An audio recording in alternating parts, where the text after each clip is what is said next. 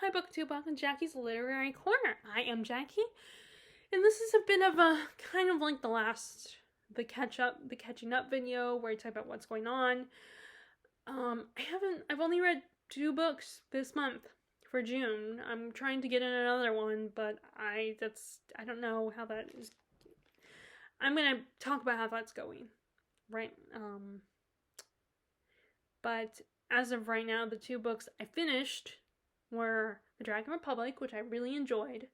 I read that during the week that Terry was here, which I'm glad I was able to finish it. I was very happy. And I finished it enough to start reading The Dragon Reborn, the first book in the third book in the Wheel of Time series, so I was happy about that.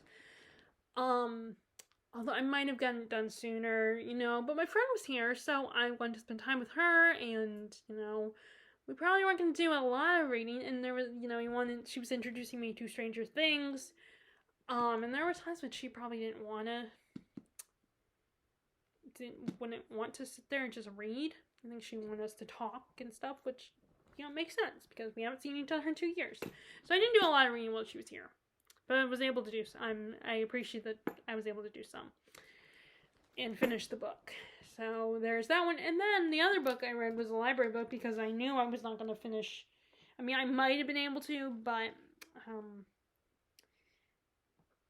the Dragon Reborn, I wasn't sure if I would finish it by the end of the month. So I did decide to get some library books. So I got 3 library books. The Christy Affair, which I liked it. It was, I probably liked it more than some people did. Some people are actually fans of Agatha Christie. Not that I'm not, but I haven't read a lot by her.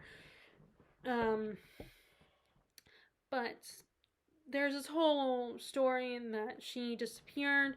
I mean, it's not a story like it didn't happen. It is history. It did happen. Where Agatha Christie disappeared for 11 days. And I'm assuming the part where she was told by her husband he wanted a divorce and wanted to marry his mistress. I'm assuming that's true. I don't know, though. That might not be true. But we don't know. There's not a lot of information about this. But this is the author's fictional take on that story through the perspective of Nan, the mistress. And, of course, there are things that there's no way Nan could know. And we don't know what kind of person Nan was. She could have been a very decent human being making a moral choice and a selfish choice, but still a decent human being. Or she could be a complete bitch and be someone worth hating. And of course, no matter what she does, the spouse, Agatha Christie, I don't see her in reality ever really liking her because she stole her husband. Even if she falls out of love with her husband, there was still was able to fall in love with him. It's still like shaky ground to assume that she'll be okay with this woman stealing her husband. It does have a rose-colored taint to it, the story, I feel like. But it mostly focuses on Nan's story. Like, we get her origins, at least a fictionalized version of her origin story. We don't know anything about her in real life. But she was an English girl who goes to, has a family of, I think she has 3 sisters. And at one point she goes to Ireland, meets this cute Irish farm boy. They fall in love, but World War II happens, and they have to say goodbye. And the war changes him. And during one of his return visits, they have sex, and she gets pregnant. But of course, it's frowned upon to have a baby out of wedlock, so she is sent by his parents to a convent, where it's run by a priest. He's a pervert. And these nuns don't treat them well. They are mean to them and hard on these girls and keep them separated from their children, but close by so they can hear them as punishment for their immoral actions. By having, and her baby, after Nan has her child, the child gets taken away from her, and she still believes her child is alive and thinks that the Christies have her child, and that's what connects her to them. So it's a different take, and it is a very interesting story. Like, it makes Nan a much more likable and or at least sympathetic character. but unfortunately she's also influenced by society and by Archie, the husband, Agatha Christie's husband, and the way she looks at Agatha Christie. And I like all the other characters were very interesting, and it's but it doesn't focus as much on Agatha Christie. I mean, she's in there, of course, but she's second to Nan in the story because it's Nan's story. So if you're looking for a story on Agatha Christie's disappearance, yes, you'll get that, but it doesn't focus as much on that story. It's a secondary plot point. So you might not absolutely love this. But, I did DNF the family. It was kind of a slow story. It's about these girls born into the mafia, and something happens that separates their family forever. It's the Italian mafia, so it's kind of like Godfather a little bit, but except for it's the title reminded the typography of the title reminded me of the Godfather. So of course these girls don't, they're kept in the dark a lot of so you don't get a lot of the things that you read mafia stories for or watch them. So it was sort of interesting, but it just was slow and kind of disappointing.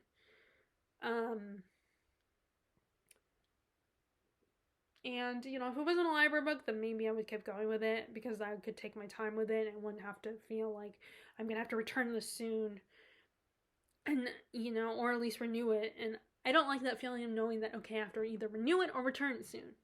And I wasn't that into it. Like, I didn't hate it, but I didn't love it.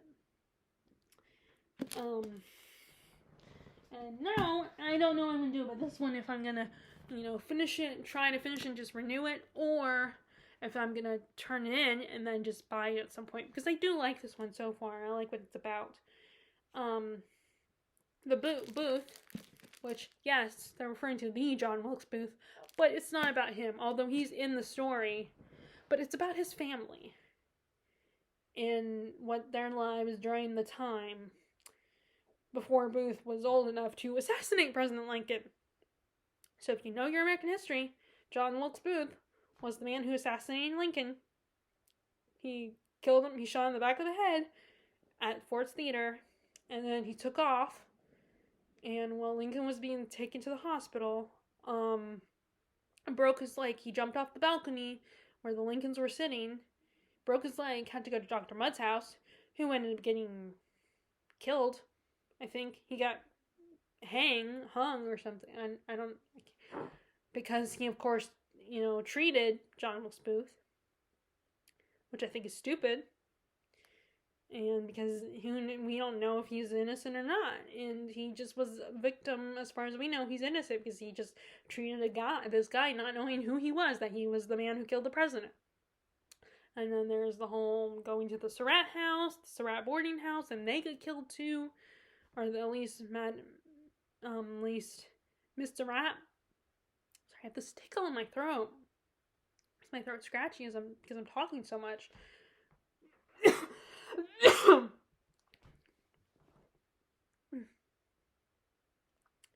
So obviously I know all about that because we took a field trip in elementary school. Of course, American history. So this is about his family, John Wilkes Booth's family. And it's really interesting so far, so I do like it. It's just, again, slow moving. And I don't know if I'm gonna get done before the 29th, which is the due date. And yes, I can renew it, but again, I don't like the feeling of I have to prioritize this book when I have so many other books that are from my books that I bought that I have to read. So I might return this and then just buy it at some point. And at least wait until it gets on paperback so it's a little cheaper. Either that or maybe we'll go on the clearance rack if it doesn't sell at Books A Million. But, although I don't see why not. It's a really intriguing story, so. And I'm liking it so far. Okay, so let's talk. So, You guys know, so of course I still have not picked up Clash of Kings recently, but I did. I'm up to chapter 25 in Dragon Reborn, where our Rand has left, which I think is a dumbass decision, and Matt has just woken up from being cured by the Aes Sedai, and I kind of understand why they don't trust the Aes Sedai, but I still get tired of hearing, oh, you can't trust Moraine, she's evil, she's bad, and when she's helped them this whole time. She's been taking them and protecting them, and yes, they have been chased, but I don't think it will matter it wouldn't matter who was with them, they would still be like, oh, this is your fault because we used to have a peaceful, happy life. And wouldn't matter who was guiding them, they would still blame that person. They would still feel like it's their fault. They wouldn't consider the possibility that it's destiny. Although, that, it's meant to be. They would think, oh, if that person did not show up, then they would leave us alone. It's like, no, that would not happen. They would eventually find Rand and the rest of them. And I feel like these characters whine a lot. I mean, granted, maybe I would whine too in the situation that they're all in. And then, again, Celine shows up again. That little manipulative bitch shows up again. And of course, Matt is like, she's like the most beautiful girl I've ever seen.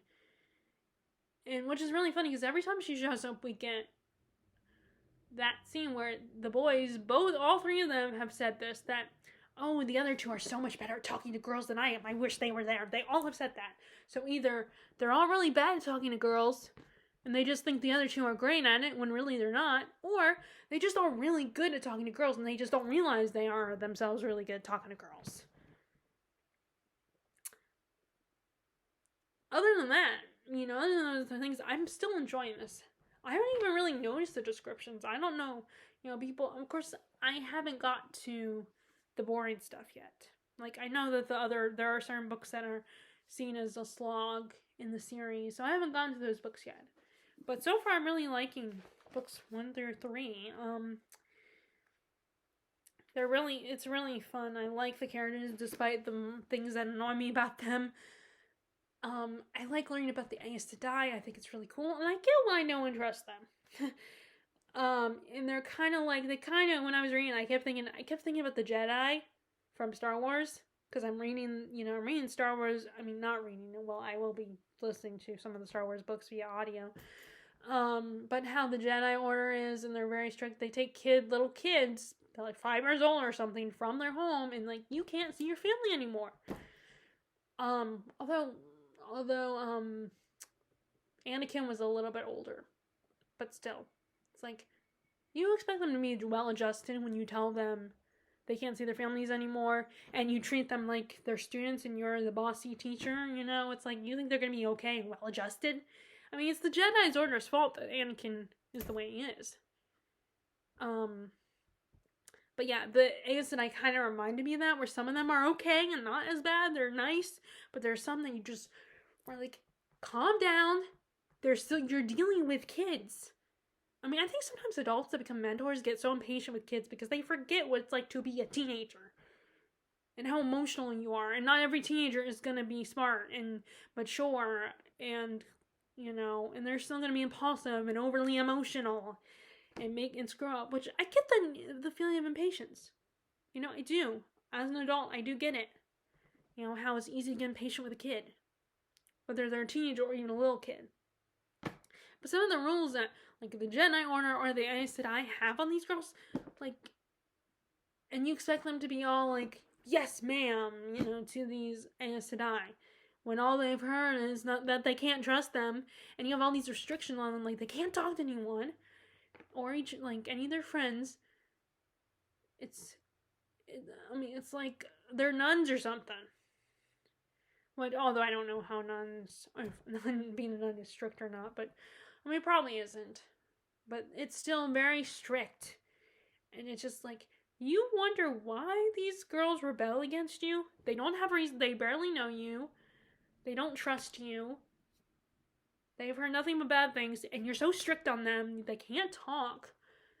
Another example of this where someone was super strict, and to me it was like, really, just chill out, is in the adaptation of A Little Princess from the 90s,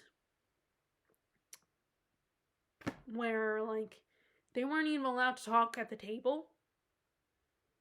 And which I guess because it was all girls school, they were teaching them how to be a proper lady, and women are not supposed to talk. We're supposed to nod and keep silent.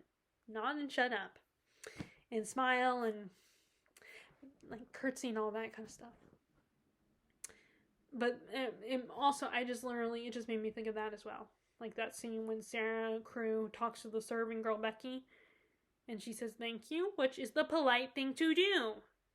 You're supposed to say thank you. Things like thank you and excuse me. But she got shushed because you're not supposed to talk at the table. That part always annoyed me in that movie. But anyway, yeah, so there are restrictions on these girls, and they practically traumatize these girls. I mean, I think they feel sorry for them, but then it's like, this is how it is. Some of these religious groups are so strict. Some of these groups and these stories are so strict, and it's just like, chill out. Like, as cool as being part of these groups are, I don't know if it would be worth going through initiations and stuff like that for these groups, or following their strict rules and guidelines. Again, not just the Jedi Order, but also in the Star Wars universe, the Mandalorian, Jin Dandar, and the part that group of people he's part of. Of course, if you grow up, it's kind of, I imagine, you grow up in that, it's hard to let it go. But that whole, like, they can't take off their helmets except for in private. That whole thing is like, what if they get hot or something? What if it gets, and what if they get dirty? Like, they're fighters. They're warriors. What if it gets hot while they're wearing their helmets? I don't get that, but if you're part of that your whole life, then I guess it's hard to let it go. So, now I do know that Matt's going to get less annoying as the series progresses, so, and people do seem to love him. They're his favorite character. They're a favorite character, although I also hear people that don't love him are like, I don't get it. Why do you love this guy? Why do you love this character? He's so annoying. And I think some of those people also never get past a certain book.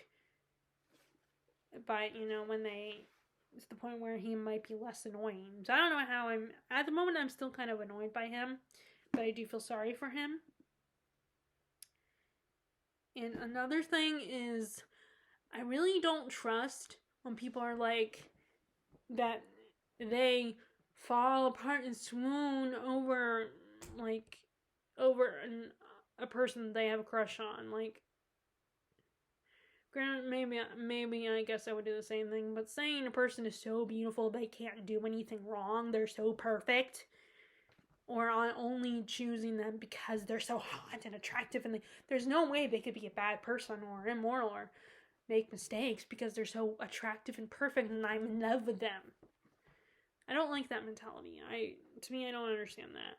And like I said, when Celine shows up, every time Celine shows up, she's seen as the most beautiful woman they've ever seen, and I don't get that.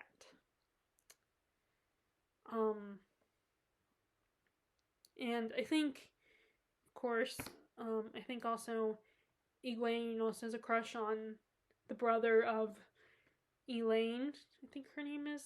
I'm not sure. And because he's so good looking. But then you find out later from Elaine that there's the other boy he's friends with also likes Egwene, but he won't say anything because, which, yeah, it shows he's loyal. I'll give him that. It shows he's loyal to his friend. But his friend is going to so take advantage of Egwene, I bet. And, he likes Egwene, but she won't. But she doesn't realize it because she prefers the hot guy. The hot, gorgeous, handsome, hero type guy. Well, the other one is so quiet and shy and reserved and everything. It's, But so yeah, the characters still really annoy me, but I still am enjoying the story, and that's how people are. That's my excuses. People are annoying in real life too. Um, so let me. Where is it? Do I have it? I should have it over here somewhere. Um, I meant to talk about this book in the. There's a couple books that I meant to talk about in my video when I filmed backlist books and series that I need to get to, but I forgot to grab them. So let me get some of those. Normally I don't do that. I haven't done this in a while. I try and not do this, but I gotta go and get some books that are on my bed, so I'll be right back.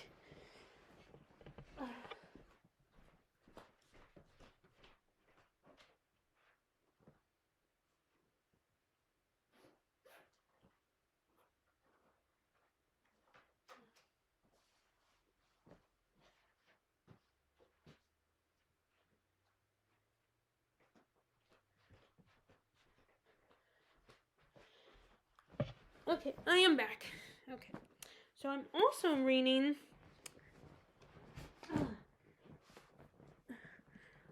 okay, I'm diving into it. Lord of the Rings. Now I love the movies. And this is like I said, this is another one on my backlist that I failed to mention. I mentioned in the previous video that I filmed that I didn't like last night. But I remember I got up to chapter 4, which is Shortcut to Mushrooms. Last time I attempted to read the Lord of the Rings. And that's when Merry and Pippin join. But I've never finished the first volume, Fellowship of the Ring. Which, this is originally how it's supposed to be, actually. Because a lot of hardcore fans would tell you that The Lord of the Rings is one big book. It's not 3 separate books, it's one big book. But they were published simultaneously as volumes. The Fellowship, Two Towers, and Return of the King. They were published one right after the other. But they were supposed to be like part of one big book.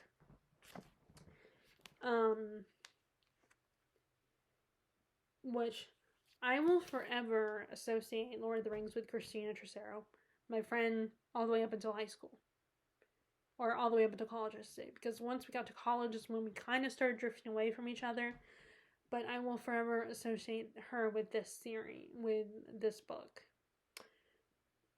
Her room was a shrine to Lord of the Rings growing up, and I remember loving her room, and I love the look of her room, but I know I can never get away with that, because my mom and dad would see that as too much clutter. More so my mom than my dad. My dad probably wouldn't care. She even is not the biggest fan of the Funko Pops, which I think a lot of people aren't anymore, because they're like cheaply made little critter type plastic figures, that don't stand well on their own. And I get that, but they're fun. They're fun to collect. Fun way to show my love for a movie or a series or a book or something. But I will forever. So anyway, I will forever associate Lord of the Rings with her. So my reading of this is dedicated to Christina Trocero. She probably will never watch this video unless she watches YouTube. I told her about years ago, a couple years ago, I did tell her that I have this channel, so I don't know if she ever subscribed to my channel, but if she ever comes across this, I will, this is for you. Reading this book will be for you. But yeah, I just got to chapter 3 today when I went to the roast office, where Sam and Frodo are sent off by Gandalf. And I feel like the movie adaptation stays true, mostly. But there are things like they take out little things here and there. And obviously, in the other 2 volumes, they had to move around some things. Like, I watched a featurette, a making of Return of the King, where they talked about how there were some scenes that they had to move around because it doesn't work in film as well as it does in the book. So, but, there are things like certain lines that take place at different areas in the movie adaptation. Like some of the conversation between Frodo and Gandalf. Some parts of their conversation, they're talking takes place in Moria, the mountains of Moria, the dwarves, where the dwarves live, where Balin used to live.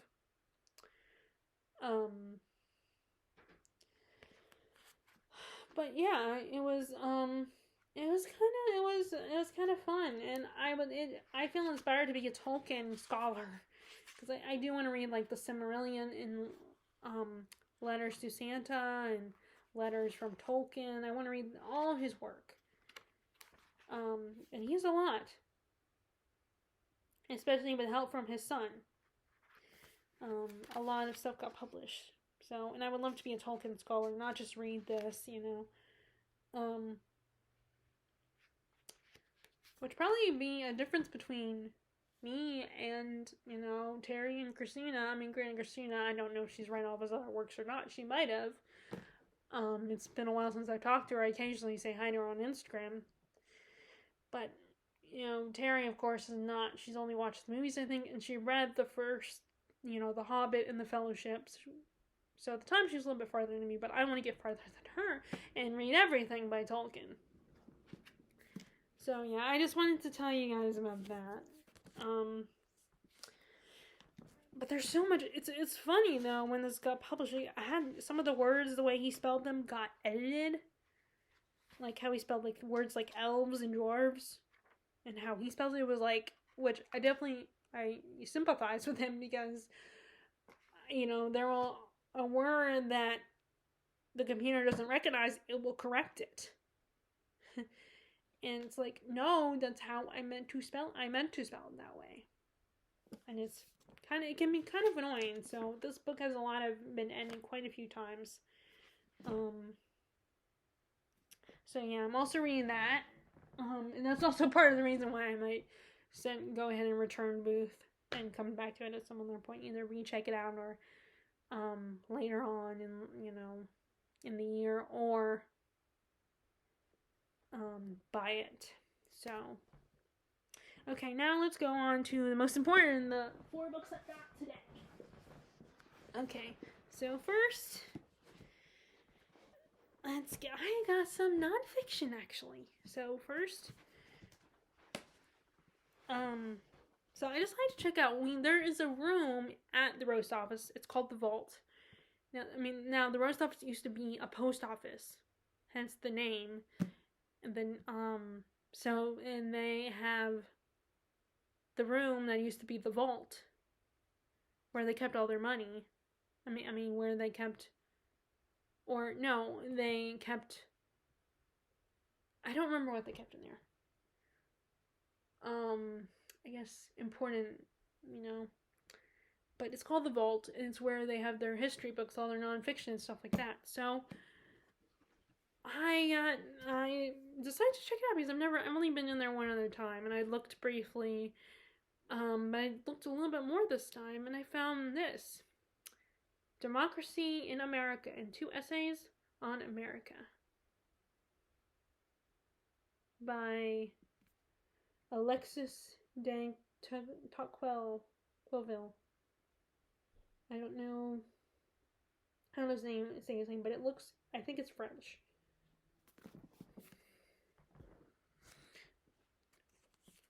And let's read the back, shall we?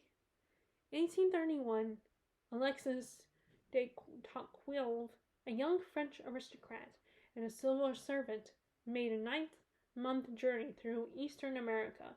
The result was Democracy in America, a monumental study of the strengths and weaknesses of the nation's evolving politics. Tocqueville looked to the flourishing democratic system in America as a possible model for post-revolutionary France, believing its egalitarian ideals reflected the spirit of the age, even that they were the will of God. His insightful work has become one of the most influential political texts ever written on America, and an indispensable authority for anyone interested in the future of democracy. This volume includes the rarely translated 2 Weeks in the Wilderness, an evocative account of Tocqueville's travels among the Iroquois and Chippewa. Sorry, I know I pronounced that wrong. Forgive me. In the excursion to the lake of Anita. This is the only edition that contains all of Tocqueville's writings on America and includes a chronology, further reading and notes, Gerald Bevan's and translations accompanied by an introduction of Isaac Kramnik, which discusses Tocqueville's life and times and the enduring significance of democracy in America. So yeah, I thought that would be really cool because I do like learning about American Revolution, and it'd be kind of interesting to read more about politics. I mean, I know I don't care about reading today's politics, but how our politics started.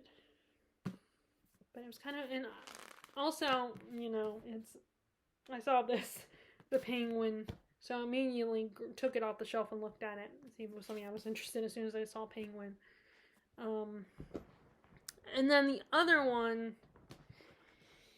is also another one that you wouldn't expect me to get, but I was inspired, and that is the origin of the species by Charles Darwin. And this is Darwin was a famous scientist. He sailed on the Beagle, and he studied the natural world. So I'm just going to go ahead because I don't know a lot about Darwin, except for what I just told you. So I'm going to read this out loud to you guys. On December 27th, 1831, Charles Darwin left Plymouth Harbor aboard the HMS Beagle. For the next 5 years, the naturalist conducted research on plants and animals around the globe, amassing a body of evidence that would culminate in one of the greatest discoveries in the history of mankind. The theory of evolution. That's right. I should know that. I feel really stupid that I didn't think about that first. In the origin of the species, Darwin convincingly demonstrates the fact of evolution, that existing animals and plants cannot have appeared separately, but must have slowly transformed from ancestral creatures. Most importantly, Origin explains the mechanism that affects such a transformation, natural selection, the idea that made evolution scientifically intelligible for the first time. One of the few revolutionary works of science that is engrossingly readable, The Origin of the Species not only launched the science of modern biology, but has influenced all literary and philosophical and religious thinkers since. So I thought this could be kind of cool to read the original source of the original source of evolution. But I remember there was a one of those it was claymation type, but not like Tim Burton style, more like Wallace and Gromit style. And I can't remember what the movie was called, but it was with Hugh Grant playing one of the main character, and he meets Charles Darwin, who was voiced actually by David Tennant himself, the Doctor, the 10th Doctor anyway. So, yeah, so that was kind of the first time. I mean, I knew Charles Darwin a little bit. Like I said, I couldn't, of course, like I just demonstrated. I did not remember. I could not think of what it was that he discovered, which is the theory of evolution. I mean, it's the biggest thing. That's what he's known for, and I couldn't think of it at the moment. I can only think of the name. So I thought, actually, I'd like to read more about it. And, like, I am nervous that I'm going to get bored and then I wasted my money, but I got it from the roast off, so it was $3. Although I'm surprised, and I was tempted to mention it to the woman, why wasn't this in the vault? Because it is nonfiction. But I guess it's not. I guess the difference is it's science, and what's in the vault is history. So maybe that's why, even though it's nonfiction, it wasn't the right kind of nonfiction. But yeah, now that I bought these books, now I want to attempt to read them now, but I'm gonna wait. Maybe wait until the fall, until autumn, because I feel like autumn is the year you want to read academic stuff, or academic-inspired stuff. Okay, so the last two are books that are part of a 4-book series. I have the first one. I don't have book 2, but it's a series I read before. I read the first 3 books. I never read the last book, so I jumped on buying these. And that is The Wicked Years That's what the series is called. And we have A Lion Among Men, which I've read, and it's about the Cowardly Lion. And Out of Oz is the last one. And I guess it's one where it all comes together.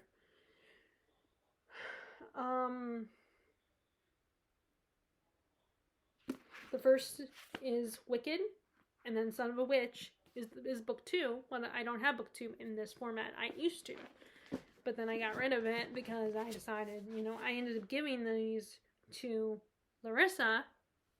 At first, I told my mom I got rid of them, and I donated them, but then I remembered, actually, I gave it to Larissa, but I ended up not telling her, and I forgot to tell her that. But part of me was like, I should tell her that, so she'll know that it wasn't because I just got rid of them, it was actually because I gave them to someone to read. But it still might seem like you bought them and read them, yet you never finished it, and then also you gave them away, clearly, and now you're rebuying them. But I don't think I'm the only reader who does that. But like I said, I have not read this one, so it was one of these, one of these where it's like, I need to get it. And I almost bought Wicked in this cover, because I actually have the Broadway cover tie-in edition of Wicked, because I do like that poster. But I like how these books have, like, it's kind of like a frame around it.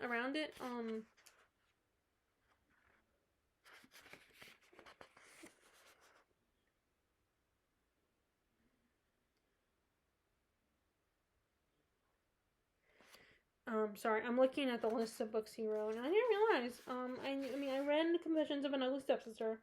I decided not to pursue Lost. I loved Mirror Mirror. And I didn't know about Making Mischief and Maurice Sendak Appreciation, Matchless, or The Next Queen of Heaven. I didn't know about those. But then here's the Wicked years. Wicked is the first one. Son of a Witch is book 2. A Lion Among Men is book 3. So I have to get book 2, and then I'm good to go. And I have all the books in the series. So I feel like that happens a lot with me, like where I get other books in the series, especially shopping at a used bookstore. There's no guarantee you're going to get all the books in a series. But yeah, I want to finish the series, but I need to reread because it's been so long. So yeah, that is my bookish update for now. Like I don't know if I'm gonna do a wrap up. I do have a lot to talk about for May, so maybe I will, and just share with you guys what I'm currently reading, and talk about the 2 or 3. Although I just talked plenty about the Agatha Christie Affair, so I don't really have a lot to say about the Christie Affair. So I don't know. It might just be a May wrap up, unless I'm able to squeeze something in.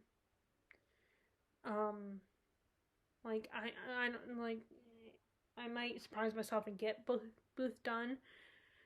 But I don't know. Like I said, I feel like I should only do a wrap up if I have enough books to talk about. Which I read a lot in May, so I do have that. But then which would mean it's a late May wrap up instead of a bi-monthly wrap up. So the whole me doing wrap ups will be a play it by ear kind of thing. So anyway, if you guys like this video, be sure to give a thumbs up. Click subscribe if you haven't already. Click the bell notification if you want to be notified when I upload more videos. And I hope you are staying happy, healthy, and safe, and enjoying your reading. All right, bye.